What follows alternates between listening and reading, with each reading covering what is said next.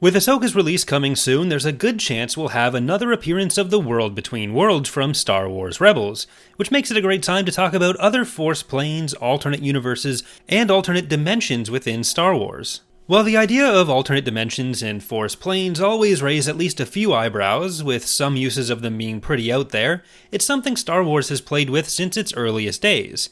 Hyperspace is technically an alternate dimension to the standard everyday galaxy known as real space. So any hyperspace trip we see is technically a form of interdimensional travel. They aren't technically parallel dimensions though, since objects in hyperspace and real space were related to each other.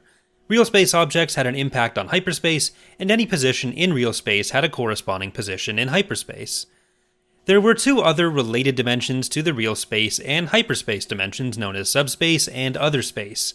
Subspace was primarily used as a communication medium, much like it is in other sci-fi franchises, where it's similarly used as just a way to explain why communications can travel significantly faster than light.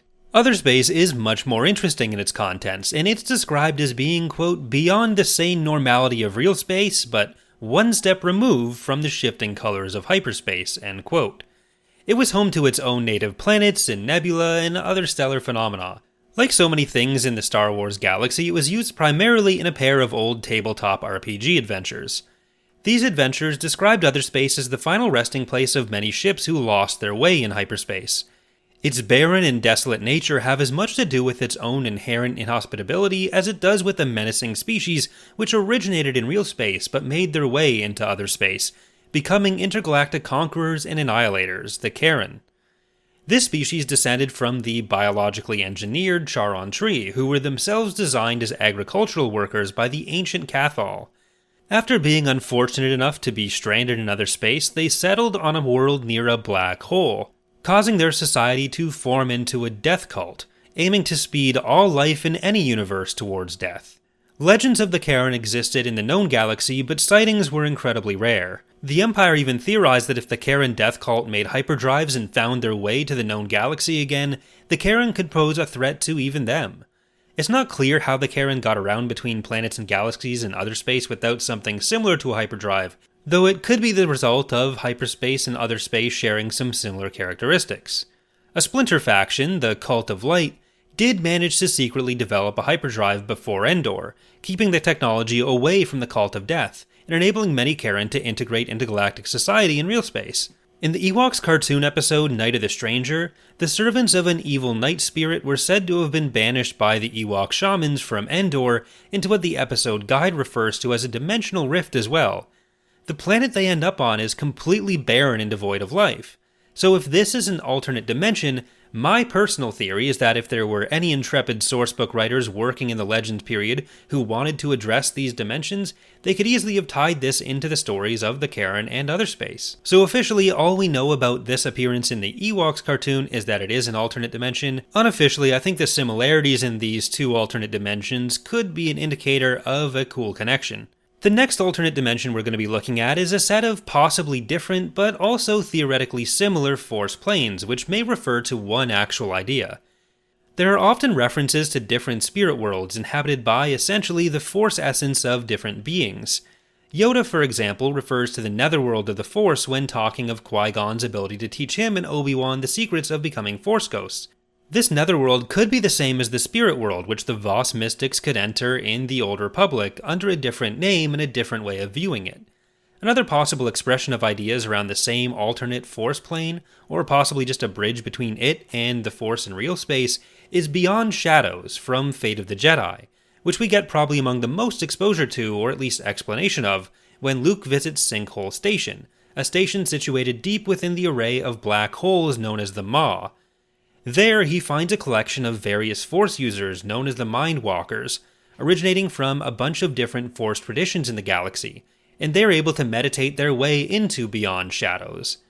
This realm, similar to Hyperspace almost, had a connection to all locations in real space, but with much more recognizable landmarks. The way the Mindwalkers looked at it, Beyond Shadows and the Force were the true expression of reality, while the world in real space was just a crude illusion. It's a kind of similar idea to Plato's allegory of the cave, where Plato calls things in the real world basically just shadows cast by fire on a cave wall of some real idea. So there's some Platonic ideal of what a table is, and then the tables in front of a fire and the kind of tables we have in the real world are imperfect representations of what that perfect table might be. This is probably also where the name Beyond Shadows is taken from.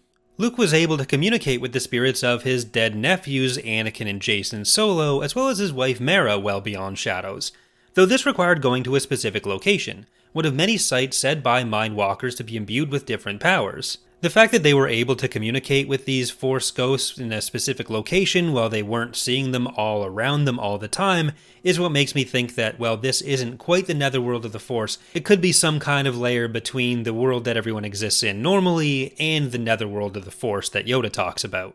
When Luke is talking to Jason, he mentions basically being subject to eternal damnation for his Sith Lord status, implying Beyond Shadows isn't quite all the way to the netherworld of the Force as well, and that another netherworld, sometimes called Chaos or just Space Hell, is a separate location.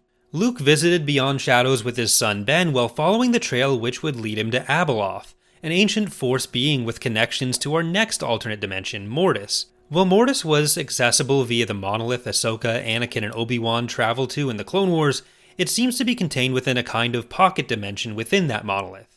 It was inhabited by the Ones, a family of Celestials, the all-powerful precursor species of Star Wars, responsible for the creation of Centerpoint Station, the Maw, and a variety of other ancient galactic constructs and anomalies, as well as Sinkhole Station, which Luke was just on. Anakin's visit in the Clone Wars resulted in the death of the Ones, whom Abeloth had served before becoming corrupted by the Pool of Knowledge and the Font of Power, which were two of the landmarks that Luke came across well beyond Shadows. Mortis and the monolith disappeared after the visit, and one of Abeloth's goals had been to corrupt Vistara Kai and Ben Skywalker, using them to replace the son and daughter. The final alternate universe within Star Wars that we're going to be covering is that of his golden gelatinousness, Waru from the Crystal Star. He's an extra-dimensional being made of golden plates covering some kind of goo, brought into the Star Wars galaxy by the strange death via crystallization of the star Chrysai, and the efforts of Lord Hethrier, an Imperial warlord who hoped Waru could give him mastery over the Force. In exchange, Hethrier offered Waru his service in finding a Force sensitive powerful enough to send Waru home.